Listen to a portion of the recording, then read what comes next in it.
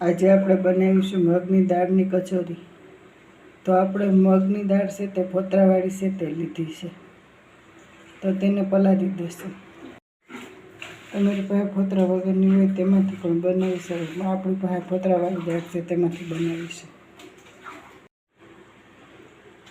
દાળને આપણે 2-3 પાણી ધોઈ લીધી છે, હવે પલાળી દેશું। દાળને આપણે 1 કલાક પલાળી રાખશું।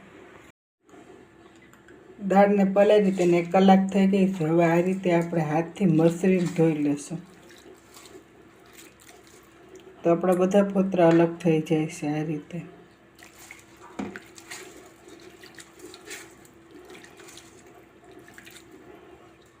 તો આપણે ફોતરાને કાઢી લેશું બહાર। તો આપણે દાળમાંથી આ રીતે ફોતરા નીકળી ગયા છે ને આપણે આ કાણાવાળું વાસણ છે તેમાં આપણે રાખી દીધી છે।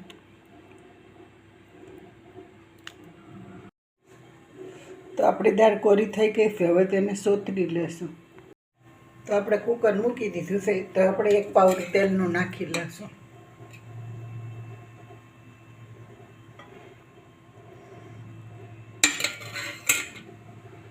તો આપણે ગેસ ચાલુ કરી દીધો છે, હવે દાળને સોતરી લેશું। તો આપણું તેલ થઈ ગયું છે, હવે દાળને નાખી દેશું।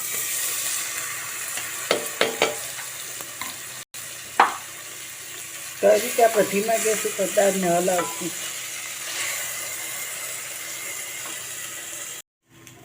તો આપણે આ દાળ ધીમા ગેસ ઉપર 5 ઉપર સોતરી લીધી છે। હવે આપણે 1 વાટકો આપણી દાળ હતી તો 1 વાટકો પાણી આપણે નાખી દેશું। તો આપણે આ 1 વાટકો દાળ હતી તો 1 વાટકો પાણી નાખી દેશું।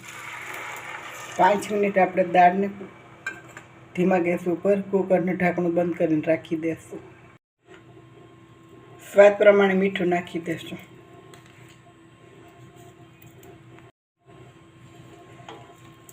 તો આ રીતે આપણે મીઠાને મિક્સ કરીને ઢાંકણું બંધ કરી દેશું।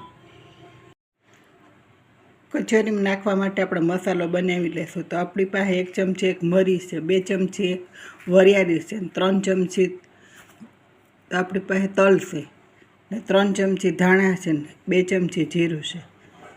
તો આપણે બધા ભેગા કરીને આપણે મસાલો બનાવી લેશું।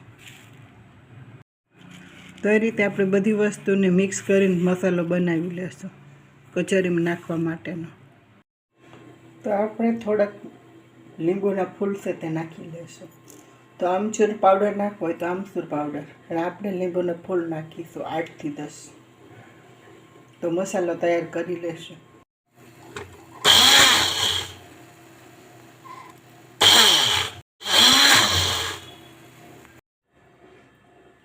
તો આપણી દાળ તૈયાર છે, તો મિક્સરમાં આપણે પીસી લેશું। તો તમારે લાલ મરચું નાખવું હોય તો આ પીસવામાં જ આપણે અત્યારે નાખી દેવાનું, પણ આપણે લીલા મરચાં અને આદું નાખી દેશું। તો આપણું મગનું પૂરણ તૈયાર છે, આપણો મસાલો તૈયાર છે। તો મિક્સ કરીને આપણે કચોરીને વારી લેશું। તમને ખાટી મીઠી પસંદ હોય તો 1 ચમચી ખાંડની પણ નાખી શકો। તો આપણે લીંબુના ફૂલ તો ખટાશ માટે। તો આ રીતે આપણે કચોરી વારીને તૈયાર કરી છે। તો આ રીતે આપણે દબાવીને ગોળ ગોળ વારી લીધી છે।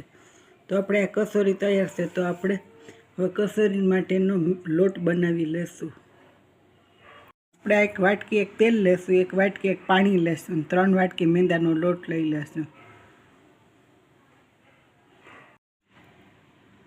તો આપણું 1 વાટકી તેલ છે, 1 વાટકી પાણી લઈ લેશું। તો પાણીને 1 વાટકી નાખી લેશું। ત્યાર પછી એકદમ હાથથી ફેટી લેશું, ત્યાર પછી લોટ નાખીશું। તો આપણા 3 વાટકી લોટ છે। તો આ રીતે આપણે હાથથી ફેટીશું। તો આ રીતે આપણે ફેટીશું તો આપણી રીતે તૈયાર થઈ જશે। ત્યાર પછી આપણે લોટ નાખી દેશું। તો હવે આપણું તૈયાર થઈ ગયું છે, હવે લોટને નાખી દેશું।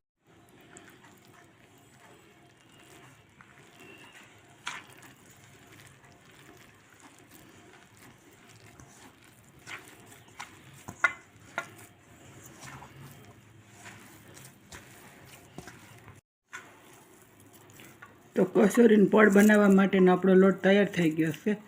ત્યાર પછી આ રીતે આપણે હાથેથી જ આ રીતે હથેળીમાં રાખીને મસળી લેશું. ત્યાર પછી તેમાં કસોરી રાખીને આપણે કસોરી બનાવી લેશું.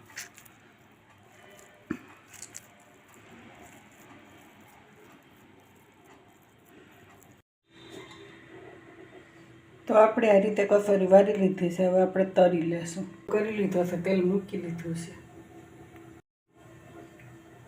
તો સૌ પ્રથમ આપણે ફૂલ ગેસ રાખીશું. ત્યાર પછી તરીશું તો એ ધીમો ગેસ રાખીને તરીશું.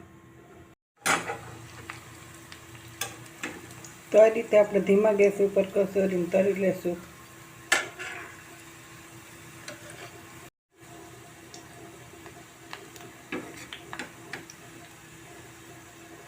તો આ રીતે આપણી કસોરી તૈયાર છે. ધીમા ગેસ ઉપર આપણે તરીશું તો એકદમ ક્રિસ્પી અને કરારી બનશે. તો આ રીતે સરસ મજાની ક્રિસ્પી અને કરારી કસોરી તૈયાર છે. ખાટી મીઠી ચટણી છે ને ગ્રીન ચટણી છે. તો આ રીતે આપણે સરસ મજાની કસોરી તૈયાર.